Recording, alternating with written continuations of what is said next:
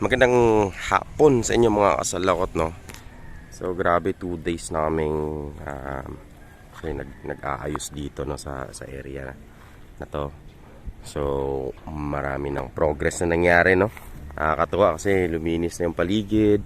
Ayun, nalagyan na rin natin ng yung nursery natin, napabubungan na rin natin. Ayan. So, sobrang init kanina, no? So ang siguro mga improvement at opportunity na nakikita ko dito na kailangan nating i-improve, okay, is since sobrang init ito ng tanghali, no, maglalagay kami ng shade net na dito, which is waiting pa ako. Nakita yung balat ko, ayun, pulang pula, di ba? Pulang pula kasi sobrang init talaga. So nung nagmamawar dito, no, yung mga insekto na maliliit, okay, medyo ayun, wala na silang masilungan. So lahat sila nandyan nakakapit sa net. Ang dami nila dyan, no? Pati ibang klase. Tapos may mga tumalsik pa galing sa mower, no? Yung ibang mga tumalsik na dun sa loob. Tumalsik na dun sa loob ng ng ating greenhouse. So may mga alikabok dun. So inisprayhan ko lang sila kanina. Ayan, dami nila. Ayan.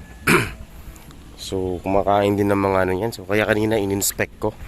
So yun yung mga opportunity pala going back na kailangan natin dito sa ating greenhouse, no. Unang-una is nasolusyon na natin yung pagtaas ng temperature sa ating greenhouse in terms of water flow.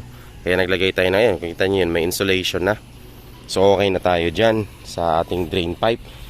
Next is yung tangke natin. Okay, ganyan yung idea, no? Lalagyan natin ng insulator, alright, para medyo lumamig. May timer na rin tayo doon para hindi na natin bantay sarado. The problem is, isa pang opportunity na nakikita ko dito, no, is yung tubig natin is puno ng chlorine. And then so hindi naman siya malaking epekto sa pagdating sa ppm and pH kasi na-adjust naman natin. Pero the problem is nag-crystallize ang chlorine katagalan. And may times na yung nag-crystallize na chlorine is bumabara sa pump. So nalalaman kong bumabara na siya sa pump kapag hindi na malakas yung drain flow dun sa drain natin. Sinisilip ko na tong mga to. Okay, so minsan may nakikita akong walang tagas kasi siguro nabara na yung pump. So ang ginagawa ko, pinapatay ko yung pump manually, din sinasaksak ko ulit. Nagkakaroon siya ng mas malaking pressure, naki-clean out niya yung mga yon. Alright. So yun, temperature. Kasi lalo na ngayon sobrang init talaga. Yung tinan yung balat ko, pulang-pula. Lagyan natin na ng shade net. Ayan. Yun yung isang improvement na gagawin natin. Mostly yun. And then dito, yan, pakita ko lang kasi kakatapos din ito, no. Excited din ako dito. Natanggalin natin tong mga, kala ko sino, si King pala. Yan, sumusunod yan dito sa akin lagi. Ayan. King! Ali! Oh. Say hi ka. Uy, ari. Hi! Ayan si King. Sige na siya sunod-sunod ba. Okay. So, tangtangon tani. Move na to somewhere there. Then, dito ko na nalagyan ng trellis. Gagawin ko itong nursery again. Okay, so pakita ko na lang sa inyo pag nang materialize na yan. Okay.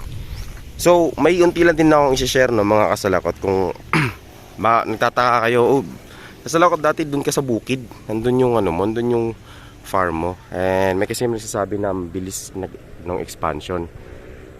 Meron na daw akong malaking farm dito. Gusto ko lang po i-share na hindi po to solely sa akin itong farm na to. Ito nakikita nyo. Ayan. Nakita nyo yung bahay na yun, hindi din po sa amin yan. Itong lupa na nakikita nyo, hindi din po sa amin yan. Yung mga property na nakikita nito, hindi po sa amin yan. Okay? So nabigyan lang po ako ng opportunity na gamitin tong lupa. Okay? So dito sa Katugasan, sa Perilous. Okay? I would want to thank yung family Sidenyo. Ay, sila Horace, no? Sila Serino. Okay, si Ma'am Lori. Okay, na nakita kasi nila, especially si Horace, no, nakita niya yung partner ko is nakita niya kasi yung effort na ginagawa namin dun sa bukid at ang hirap ng transportation. Okay, yung struggle ba nakita niya. Then tinawagan niya ako And then in-offer niya nga sa akin na gamitin yung lupa. Okay. So meron kaming mga tawag nito, may mga pinag-usapan kami about paano ba natin 'ito ma-manage. Ayun, so nagtutulungan kami. So 'yun. And then ano pa? And thankful ako at hinayaan niya na equip namin yung Lalabs lettuce Lalabs lettuce, no? And even though this is a partnership project.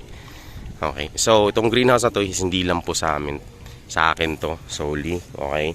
Yung sa amin lang po talaga is nandun sa bukid. Ito nakikita nito sa Katugasan or sa Perilous is a partnership project po. Okay? So, and here I am observing kung paano yung growth dito. I'm doing my best kung paano ba natin i-adjust yung temperature dito para makapagpatubo tayo ng the best quality lettuce. Okay? In a consistent manner, like let's say weekly ang harvest. Ganon, kasi yun yung target namin. Weekly yung harvest natin. And then, depende kung ano yung response, okay, ng all the efforts na ginagawa natin dito. If mapatubo natin yung lettuce. So far, they are good naman. So, ang kailangan lang gawin dito is yung sabi ko is temperature control or not really control but para ma-moderate natin yung temperature, shade net. Okay, maglalagay na ako ng shade net. Before kasi di ko siya pinapalagyan ng shade net. Kasi di naman siya ganoon kainit. Pero ngayon, January, ang hapdi sa balat. At pumapasok ako dyan, tinetest ko yung water, no? Nung wala pang insulator na nilagay ko, 32 degrees yung tubig. Hindi acceptable sa akin yun. Dapat at least 27 degrees pababa. Okay? Or mapababa natin sa 32. Yung mismong temperature ng greenhouse is hindi ko siya na-test pa kung ano talagang temperature. Okay? Pakiramdaman na lang. Alright? So far naman, ma-solution yun via shade net. So, ang challenge naman, paano yung araw? Well, sa shade net naman, okay, meron pa naman yung araw na tatagos. But, ang shade net naman, is gamitin lang naman natin pag sobrang mainit na sa tanghali. Ayun. Ito pala yung seedlings natin. Okay. So, transplant na natin to this coming Friday. Ayan o, ang daming klaseng insekto na nagsisilabasan. This coming Friday. Ayan. This is Olmeti. This, na to? Third day na nila ngayon. Day 3 na to after sowing. Ayan. So far naman, nag-germinate, nag-germinate naman sila lahat. Well, actually, hindi pala. May isa dito. Okay. Pero, it's more than 98%. Kasi yun lang naman ang pangako ni Rexone sa atin eh. 98% germination rate. Wala siya sinabing 100%. Pero most of the time, 100% yung ating germination rate. Okay? So ito yung second batch natin. Sorry, malikabok lang pero inisprayhan ko na to dahil kasi nag-mower nga. Okay? Yan yung ating flow rate. So ito yung batch 1 natin. So 7 days lang ang pagitan nitong mga to. Ayan.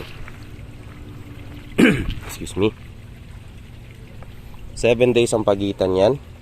Okay, I think we can do better no sa in terms of growing our lettuces. So makikita nyo yung makikita nyo kung saan yung batch 1 magsisimula. Yan nyo. Tapos biglang lumiit doon banda. Cut doon, maliit na sila. So yun yung batch 1.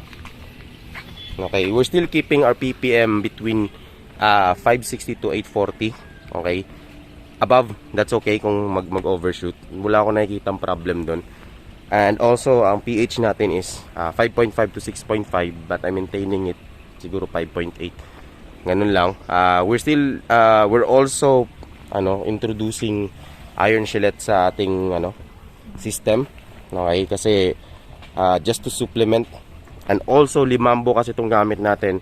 I'm not sure kung anong klaseng gaano katakaw to si limambo compared kay Olmeti. Si Olmeti kasi tried and tested ko na, pero ito si limambo ginagawa ko lahat para mabigay yung pinaka standard para sa isang lettuce. Then ayun, after that observation na lang talaga. Observe natin. Tingnan yung mga kalat-kalat na mower yung mga talsik ba nandun din sa ibabaw. Ayan. Tapos yun, may nalulusutan din kasi doon, hindi pa siya totally covered ng net. Tsaka itong nasa gitna, yung breather natin, breather yung tawag ko dyan kasi dyan ko pinapalusot yung yung mga mainit na hangin. Okay, so itong nasa yun nandun, kaya yung medyo makalat pa. Palilinisan natin yan para magamit natin. Kasi yun nga, in the future papakita ko na lang sa inyo kung marami tayong gustong i-try, no? Marami tayong gustong i-try na system. Kasi bakit? Kasi wala, nag-i-enjoy tayong gawin to eh. Masayang gawin eh. Alam mo yung mabigyan ka ng opportunity talaga na mag-materialize yung mga bagay na dati iniisip mo lang. Tapos nga bigyan ka ng opportunity ni Lord na, oy, sige, gawin yun. Magagawa mo yan ito. Dadara kita sa tamang tao. Ano yun? So thankful tayo dun. And we should not waste it, no? Gawin natin lahat para ma-enjoy yun. So yun. Lagyan natin dyan. Yan yung mga sinasabi ko, Dutch bucket, big system. Nakaka-excite, di ba? Tapos gagawin ko tong alam mo yung, di ba, may shade net dyan sa taas. Ito, share ko lang sa inyo ha. Lagyan natin ng shade net yan. Pak! Lagyan natin ng jute. Ay, hindi yung jute na iniisip nyo. Jute yung tali na organic. Yan, gawin natin trellis. Tanggalin natin to. Pak! Lagyan din natin ng Dutch bucket dito sa gilid. Nursery sa gitna. Yan. Tapos lagyan natin upuan. Tapos lagyan natin ng mini table. O, di ba? Pwede na tayong magkape dito. Palalagyan ka lang to ni Kuya Bong ng tawag nila ilaw. Di ba, King? Oh. Boop, boop, boop. Boop na, boop. Ayaw. Wala siya kasabot dun sa boop. Good na ba? Boop, fist bump ba? Fist bump. Okay. Ayan, ito di ko pa nalipat. Pasensya na kasi pero malilipat ko rin yan. For now, ako na lang maglilipat yan. Ay baka kasi pag pinalipat ka sa iba, baka mamatay pa. Ayun, tingnan niyo yung mga buko na, di ba? Kita niyo yung bunga, dati kita niyo lang mga ganit diyan, tsaka mga kung anek-anek. Kita na rin yung daan diyan. Malinis na, meron na rin tayong mga mga panggatong kapag nag-sterilize sa kokopit. Marami yung panggatong na yan. Tas meron pa ako nabibilang panggatong na. So, shout out, shout out, charot. Shout out na tayo, no. Shout out sa mga tumutulong sa amin dito, no. Sila Jonaline, okay, sila Kuya Nato, si Uncle Jeffrey, si Ate Chona, si Joseph, tsaka yung anak ni Nalin si James. Kasi siya yung laging pagkakatiwalaan yung batang yun sa akyat ng mga ganyan. Ako lang yung minsan natatakot para sa kanya kasi siyempre, siya yung gumagawa ng mga akyatan. Siya lang kasi ala naman ako yung aakyat, di ba? Baka gumanon pa yung niyog na yun. Ayun, so ito, lilinisan din natin yan. Dito na muna namin lahat tinatambak, no? Sa area na yan. Until hindi pa namin ma-decide kung saan gagamitin or anong balak nilang gamitin doon paggamitan. Okay, so meron din tayo dyan mga buko-buko. Dami pa yan. Nilinisan din namin yung doon. Iniwan na namin para sa tangke. Ayun, so kanina may kalamansi doon, ayun, kami nagkalamansi juice. Ayun doon. So, ayun. Yun lang update ng mga kasalakot. So, ayun, overall napaka-thankful. Hindi pa naman tayo nag-harvest. Okay, medyo malayo pang harvest natin. Ang earliest is February 11 pa, no? And baka ma-move pa yon, to be honest. Bakit? Kasi inoobserbahan ko pa, but I'm doing my best to talaga. Kasi iba.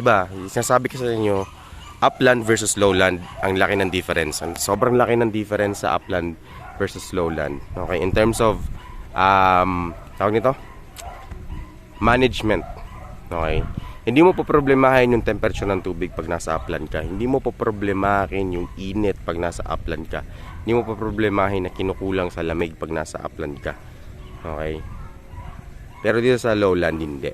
Kailangan meron kang plan B or meron kang plano pag nag-shoot yung temperature pataas, like tanghali for example, ganun. Okay, mag-a-adjust ka sa nutrient solution mo. Mag-a-adjust ka sa nutrient solution mo kasi baka masunog kasi plus init tapos high feeding ng nutrient solution, posibleng masunog yung ating pananim tulad nung isang batch na tinanim natin na inintroduce ko agad. I think that was my mistake kasi alam nating basang-basa yung likod ko sa buhok ko. Alam ko naman na bago yung seed, bago yung environment, pero ang practice na in-apply ko is yung practice ko sa upland, which is very wrong. Okay, so learn from that. Okay, wag niyong gawin yon. So try introducing nutrients siguro slowly sa ating mga pananim, especially kung nasa lowland tayo. So siguro I suggest try nyo i-apply yung pinaka-safe, yung hardening. May hardening na stage. Yun, so ayun lang muna mga kasalakot, no? In-update ko lang kayo kung ano yung ginagawa natin dito. Ayan, kasi di na ako nagpo-post masyado sa YouTube. Kasi madalas sa Facebook ko na lang siya napopost kasi mga shorts lang naman.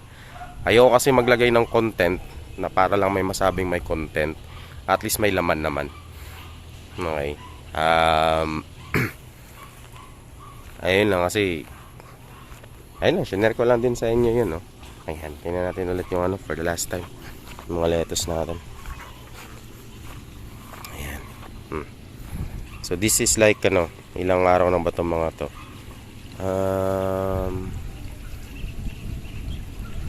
Hindi ko na malala kung ilang araw to. Nalilito na ako kasi dami ko tinatrack. Ayan. Tapos yun yung batch 2. Yan yung makikita nyo naman yan. Parang itong part na to maliliit. Ito medyo malalaki na. Yan, yung maliliit pa rin. Pero ayan, itong malaki, yung maliliit. Okay. So meron tayong 180 plus 180 doon. So mga nasa 360 yan na seeds na ilalapag natin ulit na dyan. Alright, so thank you so much and God bless. Kung hindi pa kayo nakasubscribe, please subscribe to my channel kung gusto niyo yung content na ganito. At para ma-update din kayo kung ano yung mga pinagagawa natin dito. Okay, so leave a comment kung may mga tanong kayo. Okay, you can also connect with what we're doing here sa Facebook. Okay, and sa marketing naman namin, you can visit Lalabs Lettuce. Thank you so much.